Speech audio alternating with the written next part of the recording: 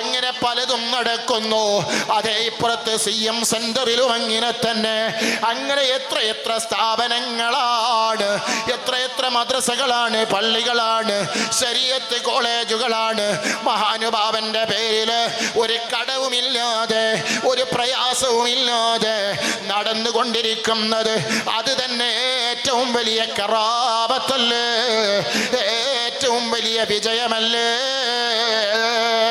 ആ മഹാനുഭാവന്റെ ബറക്കത്ത് കൊണ്ട് നമ്മയൊക്കെ അല്ലാഹു തആല രക്ഷപ്പെടുത്തി തരട്ടെ, റാഹത്തിലാക്കട്ടെ, സന്തോഷത്തിലാക്കട്ടെ. അതുകൊണ്ട് മുഅ്മിനീങ്ങളെ, ഞാൻ പറയുന്നത് എന്താണ്? ആ ഖുതുബുൽ ആലമിന്റെ സവിധത്തിൽ ഒന്ന് ചെന്നാൽ അവിടുന്ന് സർവത്തിനും സർവ പ്രയാസങ്ങൾക്കും പരിഹാരമാണ്, സന്തോഷമാണ്. രോഗം മാറിയവർ, കഷ്ടപ്പാട് നീങ്ങിയവർ, മക്കളെ കിട്ടിയവർ എല്ലാം റബ്ബ് തന്നതാണ്. പക്ഷേ ഖുതുബുൽ ആലം CM വലിയുള്ള മുഖേന അല്ല കൊടുത്തതാണെന്നുള്ള വിശ്വാസമാണ്, അല്ല തരുന്നതാണെന്നുള്ള വിശ്വാസമാണ് നമുക്ക്. അല്ലാതെ CM വലിയുള്ളാനെ പഠിച്ചോനാക്കിക്കല്ല. നാളെ ക്ലിപ്പിടണ്ട, CM വലിയുള്ളാനെ പഠിച്ചോനാക്കി ഒക്കെ മുറിച്ചിട്ടിരുന്ന പരിപാടിയാണല്ലോ ഇപ്പോൾ. അള്ളാഹു കാക്കട്ടെ. എന്തെങ്കിലും ആമീൻ പറയാത്ത്?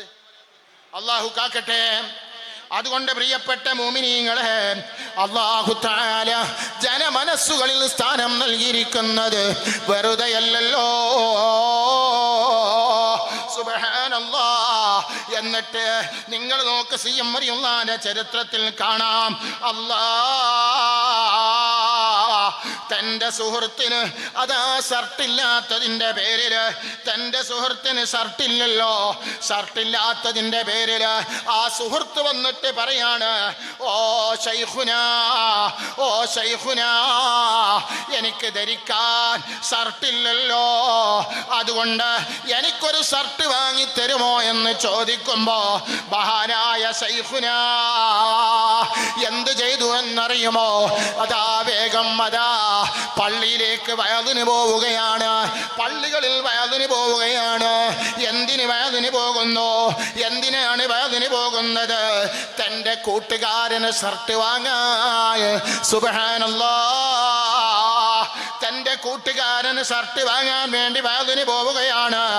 ആര്? CM വലിയുള്ളാഹ്. വയലു പറഞ്ഞിട്ട് ഷർട്ട് വാങ്ങുകയാണ്. അതേ സമയത്ത് CM വലിയുള്ളാഹ് അപ്പോൾ ഇട്ട ഷർട്ടോ കീറി മുറിക്കപ്പെട്ട ഷർട്ടാണ്, കുടുക്ക് പൊട്ടിയ ഷർട്ടാണ്. തൻ്റെ ഷർട്ടല്ല അവിടെ പ്രധാനം, തൻ്റെ സുഹൃത്തിന് ഷർട്ട് വേണം, ആ സുഹൃത്തിൻ്റെ കണ്ണീരൊപ്പണം. അതേ സ്വാതന്ത്ര്യത്തിൻ്റെ പ്രവർത്തനം നടത്തുന്നു. സുബ്ഹാനല്ലാഹ്, സുബ്ഹാനല്ലാഹ്. ഇതല്ലേ മഹാന്മാരുടെ പ്രവർത്തനങ്ങൾ. അല്ലാഹു തആല അവിടുത്തെ ബറക്കത്ത് കൊണ്ട് നമ്മളെ എല്ലാവരെയും രക്ഷപ്പെടുത്തുമാറാകട്ടെ, നമ്മളെ എല്ലാവരെയും അനുഗ്രഹിക്കുമാറാകട്ടെ, സന്തോഷത്തിലാക്കുമാറാകട്ടെ. അതുകൊണ്ട് പ്രിയപ്പെട്ട മുഅ്മിനീങ്ങളെ, നിങ്ങളോട് എനിക്ക് പറയാനുള്ളത്, നമ്മളൊക്കെ എന്താണ് CM വലിയുള്ളാന്റെ കറാമത്തിന്റെ കഥകൾ കുറെ അങ്ങ് കേട്ടിട്ട് ആനന്ദം കൊണ്ടാൽ പോരാ. CM വലിയുള്ളാന്റെ മദ്ഹിന്റെ പാട്ടുകൾ കേട്ടിട്ട് രോമാഞ്ചം കൊണ്ടാൽ പോരാ. ആ മഹാനുഭാവനൊക്കെ ജീവിച്ചത് എന്തിനു വേണ്ടിയാണ്? അല്ലാഹ്, അല്ലാഹ്, അല്ലാഹ്.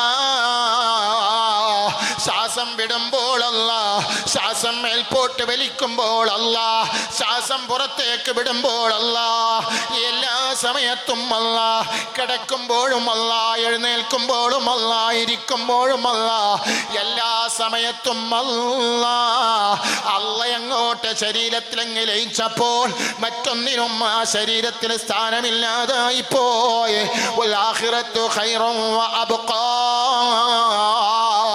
ദുനിയാവിനെ വലിച്ചെറിഞ്ഞു പോയി, ദുനിയാവിനെ വലിച്ചെറിഞ്ഞു പോയി. പിശാചിന് അവിടെ സ്ഥാനമില്ലാതെയായി പോയി.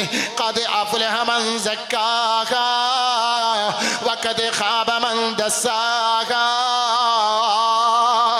അതേ ശരീരം ശരീരം ശുദ്ധിയാക്കിയവർ, സ്ഫുടം ചെയ്തവർ, ഞാൻ നിങ്ങളോട് ചോദിക്കട്ടെ, ഈ സദസ്സിനോട് ചോദിക്കട്ടെ, റമദാൻ 29 നോമ്പെടുത്ത് തറാവി ഒറ്റൊന്നും നഷ്ടപ്പെടാതെ അല്ലാഹ് എത്ര 11 നിസ്കരിച്ചവർ, 8 നിസ്കരിച്ചവർ, 3 നിസ്കരിച്ചവർ, ഹത്താതെ നഷ്ടപ്പെടുത്താതെ മുത്താതെ പതിവാക്കിയവർ, ഇമാമിന്റെ പിന്നിൽ ജമാഅത്തിന് പങ്കെടുത്തവർ, ചോദിക്കട്ടെ,